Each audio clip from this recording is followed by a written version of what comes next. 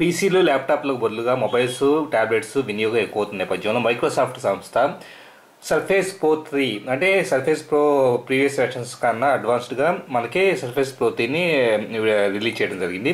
So ఇది మనకి Windows 8.1 pro operating systems అంటే కంప్లీట్గా మనకి పీసీలో ఏవైతే కనుక డెస్క్టాప్ అప్లికేషన్స్ ఇన్స్టాల్ చేసుకోగలుగుతాం వాటన్నిటిని ఇన్స్టాల్ చేసుకోగలిగే విధంగా మనకి అవైలబుల్ అవుతుంది. ఇది మనకి ఒక ట్యాబ్లెట్ లాగా వాడుకోవచ్చు. అట్ ది సేమ్ టైం దీనికి సపరేట్గా కీబోర్డ్ వస్తుంది. సో ఆ కీబోర్డ్ దాన్ని పర్చేజ్ చేసుకుంటే కనుక మనము విడిగా నార్మల్గా ఒక ల్యాప్టాప్ లాగా కూడా వాడుకోవచ్చు.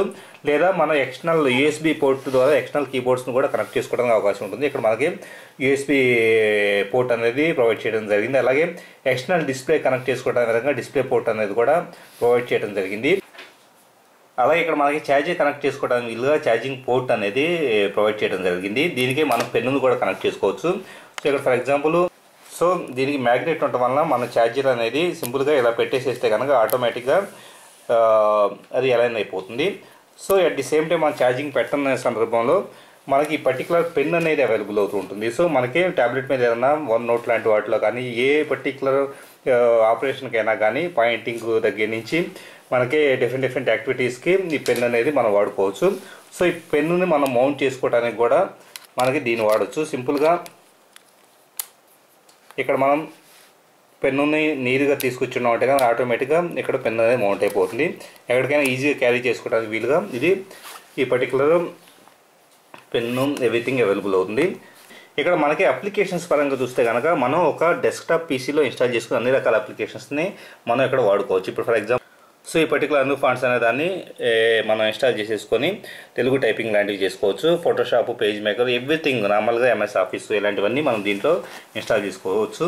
అలాగే మనకి ఆన్ స్క్రీన్ కీబోర్డ్ అనేది ఇది టచ్ డివైస్ కాబట్టి ఆన్ స్క్రీన్ కీబోర్డ్ అనేది అవైలబుల్ అవుతూ ఉంటుంది.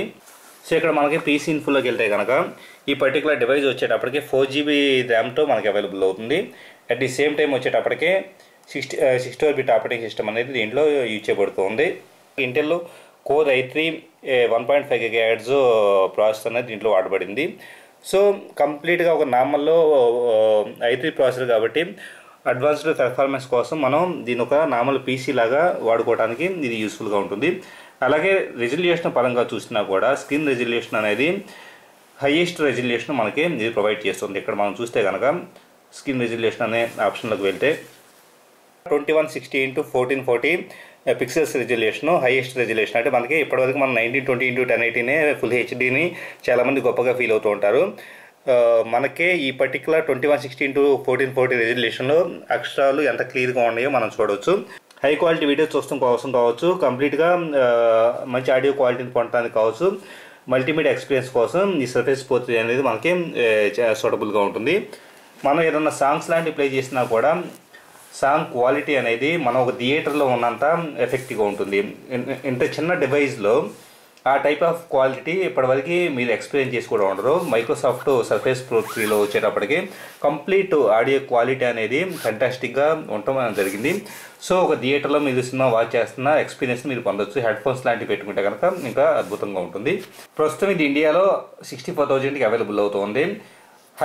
చాలామంది వచ్చేటప్పటికి 30,000 40,000 పెట్టేసి ఫోన్స్ పర్చేజ్ చేస్తుంటారు. సో ఒకవేళ నిజంగా కంప్యూటింగ్ అనేది ఇంపార్టెంట్ అవసరం అనుకుంటే కనుక, అలాగే ల్యాప్టాప్ అనేది ఇంపార్టెంట్ అవసరం అనుకుంటే కనుక ల్యాప్టాప్ కొనాలనుకున్నా కానీ ల్యాప్టాప్ కన్నా కానీ టచ్ ఎనేబుల్డ్ ఈ పర్టికులర్ సర్ఫేస్ ప్రో 3కి వెళ్ళడం అనేది బెటర్ చాయిస్ అవుతుంది.